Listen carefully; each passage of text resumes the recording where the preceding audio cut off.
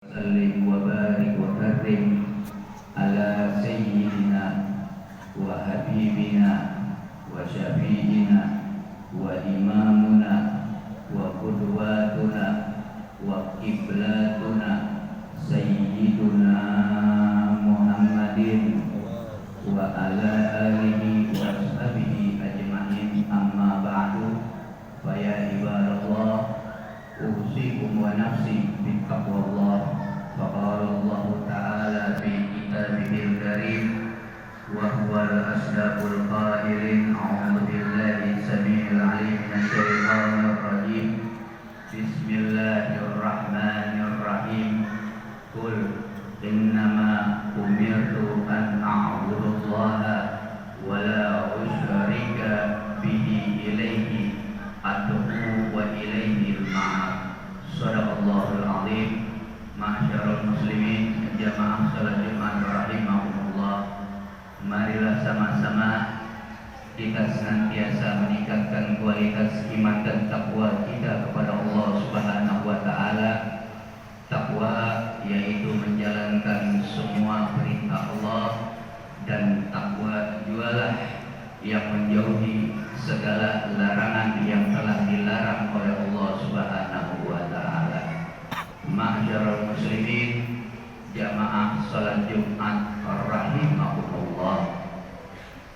Kita sebagai hamba Allah Subhanahu wa taala, sebagai manusia, hidup kita ini tidak lepas dari yang namanya cobaan dan ujian. Cobaan dan ujian selalu senantiasa menghampiri dalam setiap kehidupan kita. Akan tetapi selama kita terus berdoa dan berdoa kepada Allah Subhanahu wa taala, tidak ada kata putus asa di dalam kita memanjatkan doa kita. Segala apa yang kita inginkan, segala bentuk ujian, selagi kita berdoa kepada Allah Subhanahu wa taala, insyaallah Allah Subhanahu wa taala akan selalu mendengar doa kita. Akan tetapi sudah menjadi bagian dari kehidupan kita. Kadang-kadang Allah Subhanahu wa taala lambat untuk mendengar doa kita. Kadang-kadang Allah Subhanahu wa taala belum mengijabah doa kita. Kadang-kadang Allah Subhanahu wa taala belum mengabulkan apa yang kita minta kepada Allah Subhanahu wa taala. Kenapa ma'syarul muslimin, jamaah salat Jumat rahimahumullah? Kalau kita panjatkan doa terus menerus belum diijabah oleh Allah Subhanahu wa taala, ini bertanda bahwa Allah lebih mencintai hambanya, lebih teman kepada hambanya yang selalu berdoa, mendengar bisikan-bisikan melalui doa kita kepada Allah Subhanahu wa taala. Kadang-kadang kita lupa apa yang kita inginkan, apa yang kita panjatkan, kita lupa kita untuk berdoa kepada Allah Subhanahu wa taala. Di dalam khutbah ini, khatib ingin mengisahkan sebuah kisah tentang kekuatan doa. Doa yang kita panjatkan kepada Allah Subhanahu wa taala ini adalah bagian kewajiban kita selaku hamba-hamba Allah yang beriman kepada Allah Subhanahu wa taala. Yang mana Allah Subhanahu wa taala telah berfirman di dalam surat Al-Mu'min ayat 60, Allah mengatakan, wa qala rabbukum ud'uni astajib lakum. Innal ladzina yastaghfiruna an ibadati sayadkhuluna jahannama dakhirin. Allah Subhanahu wa taala telah berfirman di dalam surat Al-Mu'min ayat 60, wa qala rabbukum ud'uni astajib lakum. Allah berfirman, Wahai hamba-hambaku, berdoalah kepadaku, memintalah kepadaku, niscaya aku akan mengabulkan segala permintaan kalian. Dan barang siapa yang menyombongkan diri dari ibadah kepadaku, maka Allah Subhanahu wa ta'ala telah memperingatkan kita, yaitu akan dimasukkan ke dalam neraka jahanamnya Allah dalam keadaan hina. Ma'syarul muslimin, jamaah salat Jumat rahimakumullah. Di dalam ayat ini terdapat dua hal. Yang pertama, ada perintah dari Allah Subhanahu wa ta'ala.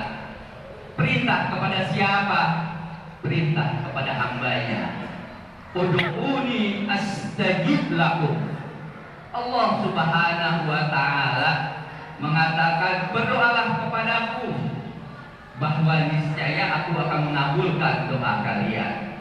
Di sini ada kalimat perintah, perintah kepada hambanya untuk berdoa kepada Allah, meminta kepada Allah Subhanahu wa ta'ala. Dan yang kedua ada, yaitu menerima janji dari Allah Subhanahu wa ta'ala, janji bahwa Allah akan mengabulkan segala permintaan kita.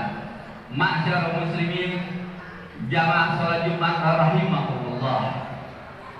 Di sini Allah memerintahkan kita agar selalu berdoa dan berdoa kepada Allah Subhanahu wa ta'ala. Akan tetapi kadang-kala di dalam doa kita berpikir yang bukan urusan kita. Apakah doa kita diterima oleh Allah Subhanahu wa ta'ala? Apakah doa kita diijabah oleh Allah Subhanahu wa ta'ala? Apakah doa kita didengar oleh Allah Subhanahu wa ta'ala? Ketahuilah, itu bukan urusan kita. Itu bukan urusan kita, akan tetapi itu adalah urusan Allah Subhanahu wa ta'ala. Tugas kita hanya berdoa dan berdoa dan berdoa dan meminta kepada Allah Subhanahu wa ta'ala. Ma'syarul muslimin, jamaah salat Jumat rahimakumullah. Ada sebuah kisah nyata. Kisah nyata ini terjadi di dalam sebuah kisah. Ada seorang dokter muslim yang berasal dari negara Pakistan. Dokter tersebut bernama Dr. Ihsan. Beliau adalah seorang profesor, dokter ahli medis, yang mana Dr. Ihsan ini adalah dokter terkenal, terkemuka di seluruh dunia.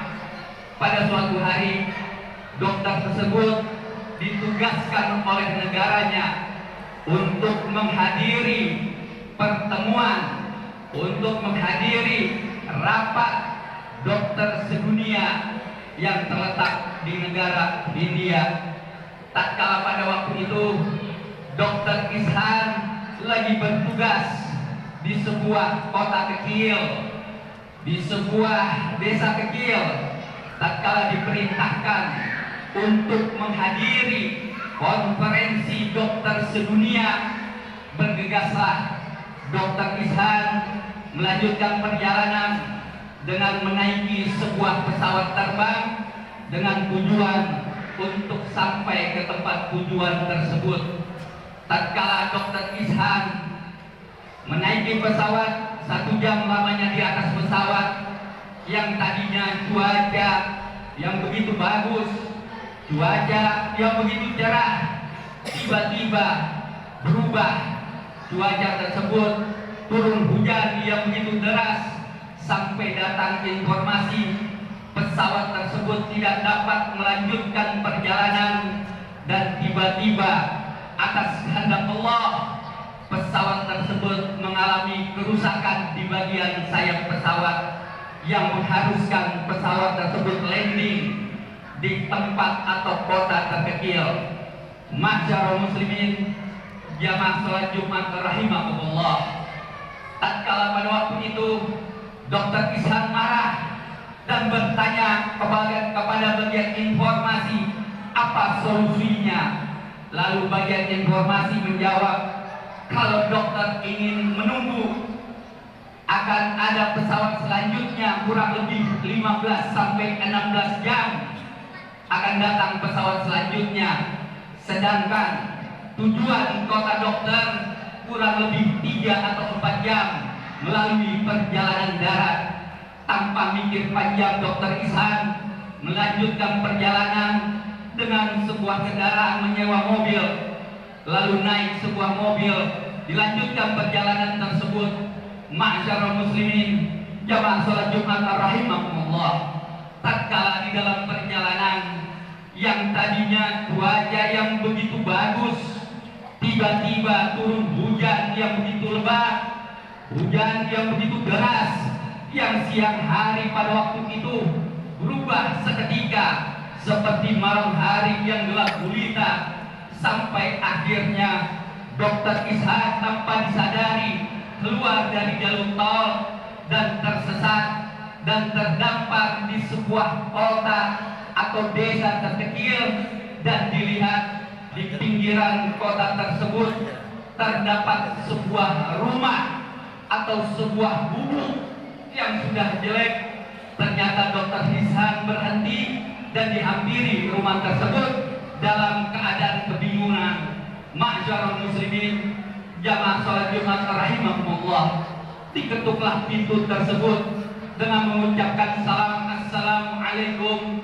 Tatkala kemudian dijawab dari dalam sebuah rumah, waalaikumsalam, terdapat seorang nenek yang sudah tua renta, dan nenek tersebut tahu bahwa ini adalah seorang musafir yang lagi tersesat di dalam tujuannya.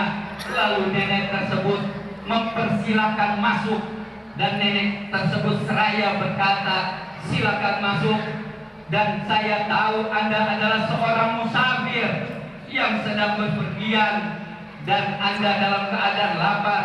Silakan, di atas meja ada sedikit hidangan, jamuan yang tidak bisa saya hidangkan karena saya sudah tua renta.